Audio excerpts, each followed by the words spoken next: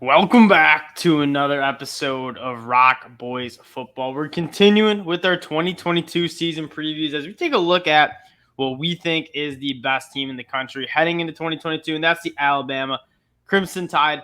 Though last year, Nick Saban seemed to be smiling a lot more than usual, and I chalk it up to he was really looking around and saying, y'all are going to let me win a national championship with a team full of freshmen and sophomores.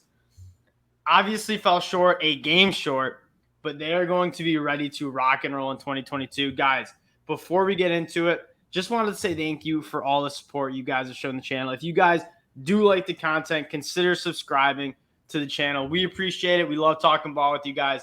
Dill, I'm going to kick it off to you. Let's start on the offensive side of the ball, led by the Heisman Heisman Trophy winner. How are we feeling on the offensive side of the ball here? I mean, you could be trotting out some absolute scrubs with Bryce Young, and I think you'd feel good that you're not going to be bad. Like, you're going to have a good offense no matter what, just because Bryce Young is incredible. Yeah, and I think Bryce Young is a guy that he kind of lost his two weapons in Mechie and Jamison Williams, and there are not a lot of question marks I have for this Alabama team. You look up and down their roster, up and down at position groups. There's not really many question marks. We know what we have with Bryce Young. The one big question mark, and they're not even a big question mark, is the wide receiver position. So you get Jermaine Burton transferring in. You get Tyler Harrell transferring in. You know Nick Saban took a look at what he's losing and what he lost to the portal and said, we need to address this spot. How are you feeling about the pass catches in this offense? I mean, the problem is he didn't address it with the alpha dog transfers, I wouldn't say. I mean, Jermaine Burton, I would say it suffices. I mean, what do we call? He's like a good 2 in college football. He's no first team all SEC number 1 guy. That's for sure. And Tyler Harrell, I mean, yeah, guy, you just haven't seen play you've just not seen consistent play, but obviously you know he can run. It's a simpleton take out of you. It's a simpleton take out of you. Oh, Jermaine Burton didn't put up the numbers at Georgia. This dude is a damn good football player. He's a former 5-star.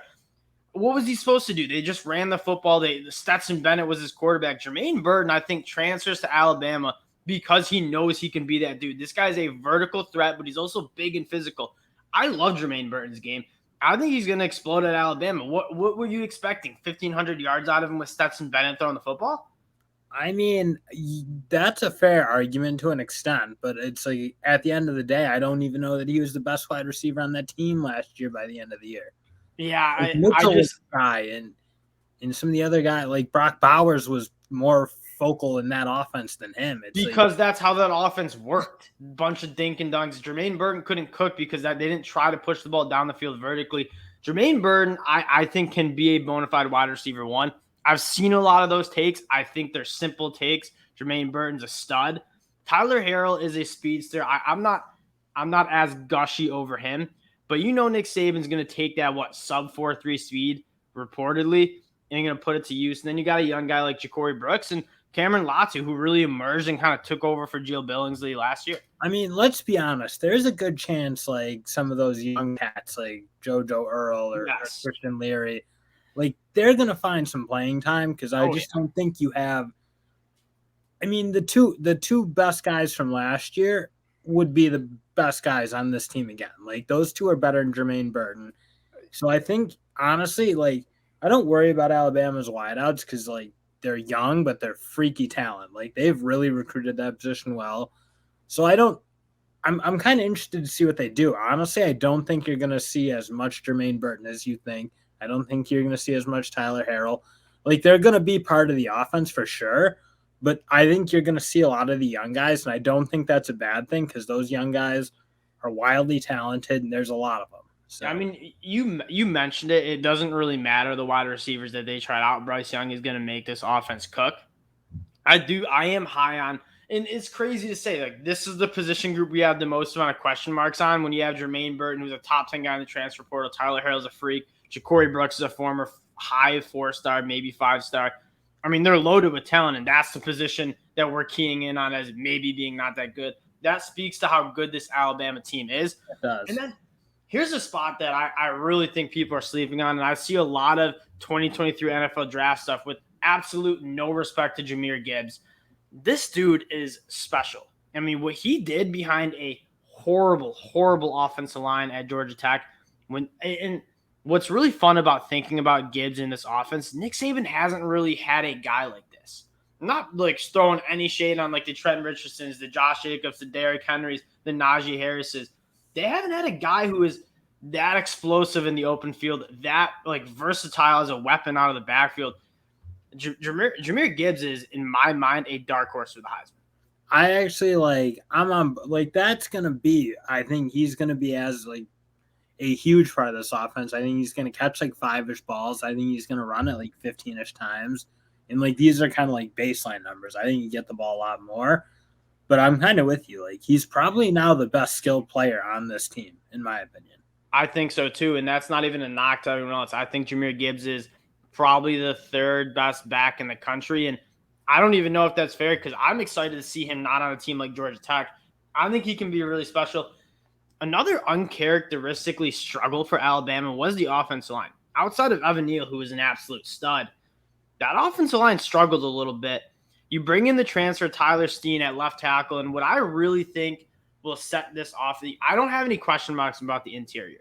I mean, Emil Akior, I think, is a really solid interior guy who I think is going to get better. Jayvon Cohen, they have a bunch of guys who played a lot of football. At that right tackle spot, J.C. Latham, a former top 5 national recruit. Can he be good? If he's good, I think this offensive line is going to be tremendously better than it was last year. Yeah, I mean, that's the thing is you still probably have at least 3 pros. I'm thinking Akior, Steens, and probably Latham at some Latham will be one, yes. NFL players. So it's not like you're not lacking talent exactly.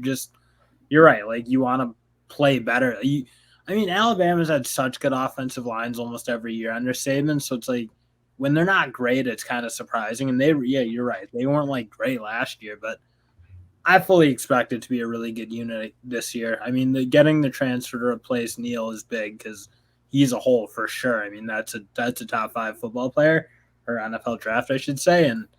But at the end of the day, this offense is just going to be flat out good. Like Bryce Young's really good. Jamir Gibbs, I'm kind of with you on the Heisman train. And I just, as much as I'm maybe not as big of a fan of the wideout, because you're simple. Whatever you think about me. I mean, you must not have watched enough Georgia, but they're going to have, like, they got 6 guys who are probably pro talents. So it's like they're going to find somebody to play it and make it happen with Bryce Young. So. And another thing we didn't mention, the development of wide receivers at Alabama has been absolutely incredible. Nuts. They haven't pumped out. There hasn't been a team, maybe Ohio State, that has pumped out the talent at wide receiver. Now the defense. I look up and down this roster, and I really struggle to find a position group, to find a position that I'm like, is there a question mark? We'll start at the defensive line, absolutely loaded. Will Anderson, don't need to talk much about, best player in college football. A guy that needs to be talked about more is Dallas Turner for how good he was as early as he was, because he was a guy that came in from high school as like a raw guy who needs to develop.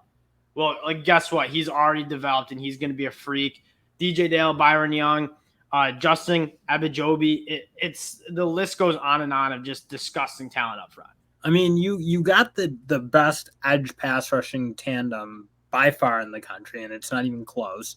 Like they might be like close to 1 and 2 in the game. I mean, Turner's not there yet, but like next year, he might be though, because like how fast he got better last year was nuts.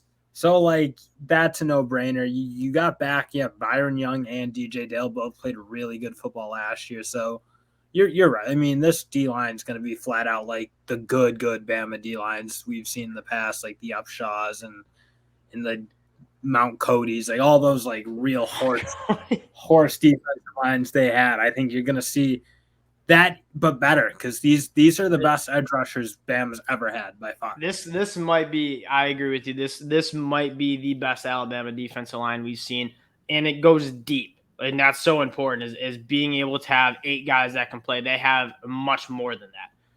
Okay, now we're getting really nitpicky, and this is just for conversation at this point. We could really end it here and be like, all right, Alabama's a national champion. Inside linebacker, Henry Toato is a guy that I think is going to explode onto the scene. He came in from Tennessee so late. They put a lot on his shoulders, whether it's calling the plays, getting everyone else organized. And I think that slowed his play on the field down a little bit early. Just not really seeing the field as quickly as you want to see him. I think Henry Toato is going to be one of the best backers in the country. We've loved him since Tennessee. At that will spot, that's where Christian Harris was very, very good for Alabama last year. Jalen Moody is slated to start. There's a bunch of guys that could start. I want to mention Jihad Campbell. He's a top 20 player nationally coming in. He's an absolute freak who might even play edge from what I'm reading. They're going to be good. I mean, that's like you do have a star, like a legit star in Toato, and I think he needs a bounce back year. I'm sure he's coming in very motivated to play at the level he played at his last year at Tennessee, where he was great. And he was good last year, but he wasn't. I think, the play may have regressed, and probably for the reasons you mentioned. It just flat out coming into a new situation. But I'm kind of with like you you have one guy who's just going to be a rock in the middle, and it's like when you have that much talent, you're going to be able to find one guy who can play at a reasonably high level. I would keep an eye on Jihad Campbell. I think he's going to play. I absolutely love him out of high school. All right. Secondary, we just gushed about the defensive line. This group might be just as good, and they have a certain point where I don't know how Nick Saban got a guy like Jordan Battle, get him to come back after probably going to be a first round NFL draft pick.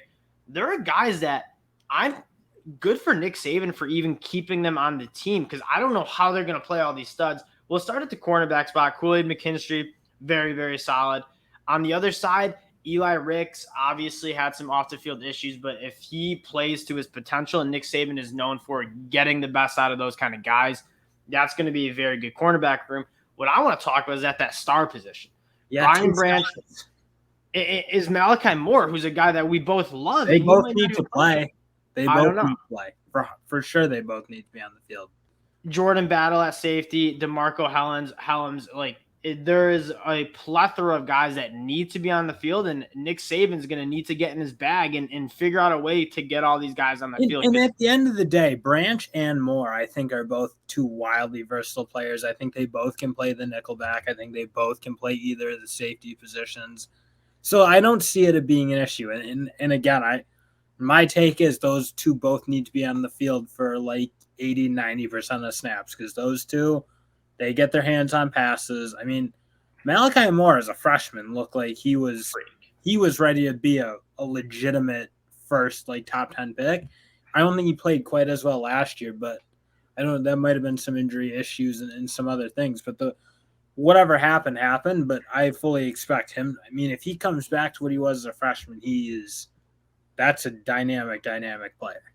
All right, so let's just pull up the schedule, and we're not even going to go through every game. We're just going to play the game of which game do you think could be at this point, it's all trap games. They're going to be favored by a touchdown or more in every single one of these games. The win total is 10.5, but it's juiced up to minus 260. That seems like free money. I don't see them losing two games. Looking at this schedule, are there any games that you need to get a red Sharpie out and say, this is the one that you need to make sure you come out and play with? I mean, the Horns naturally, just because if they can score the way maybe we think they can score, they could possibly be a problem. I don't see how they're going to be able to block out. I was going to say that. Seems like going to be a bit of a monkey wrench in that trap game, if you will. So I don't know. I guess just looking at it briefly, it's Tennessee in the Horns. Just two teams that have offenses that I think might be prolific enough to score on any team, and then obviously when you get into the shootouts, you never know what happens. But I don't that's not to say I expect a loss. I fully expect a 14-0 Alabama to win this, or 15-0, I guess I should say, with the playoff to win the title. Yeah, I just don't see them losing to a single team on their schedule in the regular season. If I had to pick, they're 14.5-point favorites on the road at Texas, which is just absolutely bonkers. On the road at Arkansas, because they're great, they're so good. On the road at Arkansas could be one. Texas A&M, you beat them last year. That's not a trap game. You know they have that one circled from last year. Here's one. Coming off the off week, you go on the road to LSU. We know how hard of a place that is to play. How are they gonna block Alabama?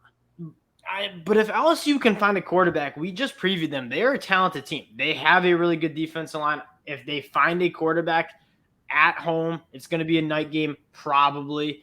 That's a tough place to play. We've seen a lot of close Alabama LSU games in Baton Rouge. That could be, and I'm just nitpicking here because it's just I don't see a loss on the schedule. Yeah, that's probably the one I highlight. But again, this team, you'll look for them. I mean, it's like just you're waiting for Georgia Bama in the SEC title. That's kind of what we're all waiting for in the preseason for these two. What else matters? And then potentially down the road, an Ohio State team could give you some trouble. But or Clemson with the defense.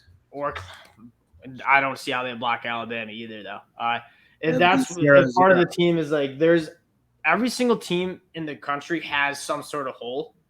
Alabama has no holes. In fact, they don't even have like even resemblance of a hole. They're just kind of loaded at every single position. And again, that's why I think Nick Saban, going back to the intro, that's why he was laughing. Like that team he knew wasn't that great. They didn't have a good offensive line. They were full of like freshmen and sophomores contributing. He's just laughing to himself because this year they might not even come within 7 points. There might not be a team that comes within 7 points to this team. Guys, no, they're not. That'll do it for our preview on Alabama. This one was just a fun one to get into. You go back and watch what they have returning. This team is going to be one of the best teams we've seen in college football in a really long time. I'm excited to watch Alabama take the field. Appreciate you guys checking us out. Again, if you guys do like the content, consider subscribing to the channel. We appreciate it, and we'll talk to y'all later.